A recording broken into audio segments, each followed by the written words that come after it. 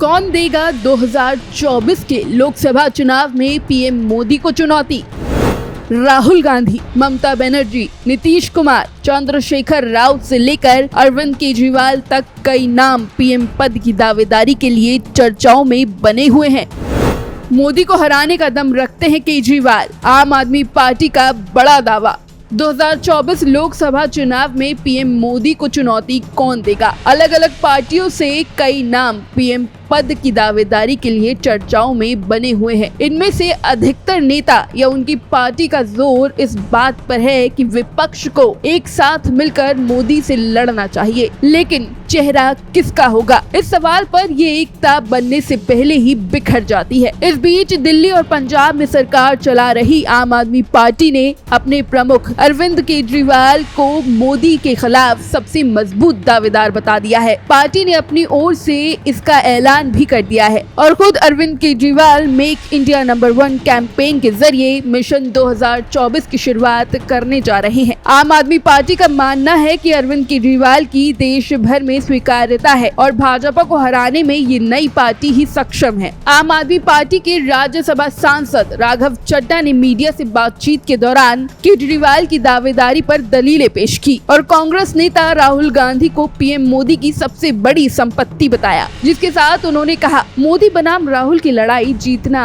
BJP के लिए बेहद आसान है। बीजेपी एक इलेक्शन मिशन बना चुकी है, जिसे हराने के लिए नई तरह की राजनीति की आवश्यकता है और विपक्ष में जो खाली स्थान है उसे आम आदमी पार्टी और केजरीवाल ही भर सकते हैं। राघव चड्ढा ने इस दौरान अरविंद केजरीवाल के समर्थन में 6 दलीलों के साथ बताया कि क्यों अरविंद केजरीवाल ही मोदी को टक्कर दे सकते हैं। आइए आपको बताते हैं कौन सी वो 6 वजह है जिससे मोदी को टक्कर दे सकते हैं दिल्ली के सीएम अरविंद केजरीवाल। पहली वजह, आम आदमी पार्टी अब क्षेत्रीय दल नहीं है, हर लिहाज से अब ये राष्ट्रव्यापी ताकत है। सभी गैर कांग्रेसी विपक्षी दलों की क्षेत्रीय पहचान है, लेकिन आम आदमी पार्टी के साथ कोई क्षेत्रीय पहचान नहीं जुड़ी है। दूसरी वजह, केजरीवाल की एक राष्ट्रीय पहचान है, ये पार्टी एक राष्ट्रीय मुद्दे पर हुए आंदोलन से निकली है। तीसरी वजह, आम आदमी पार्टी के साथ कोई पिछला बोझ नहीं है। चौथी वजह, आम आदमी पार्टी चुनाव लड़ने के नए तरीकों को समझती है, बल्कि महारत रखती है,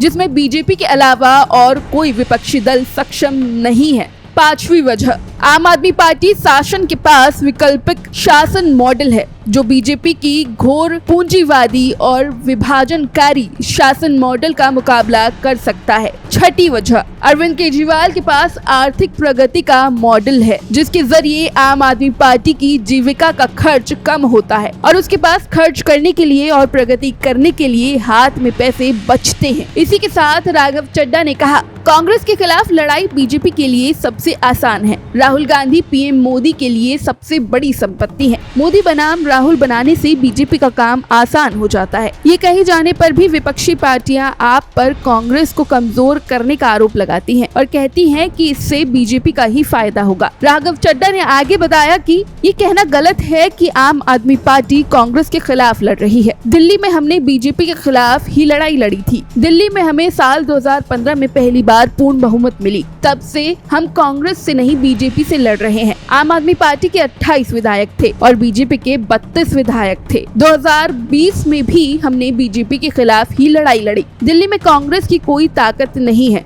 हम जब भी किसी नए राज्य में जाते हैं तो कांग्रेस और बीजेपी सभी के वोट हासिल करते हैं। हालांकि मैं मानता हूं कि टाइम आ गया है कि आम आदमी पार्टी कांग्रेस की जगह ले ले। देश की सबसे पुरानी पार्टी को अब रिटायर हो जाना चाहिए। Bureau report, neo India headlines.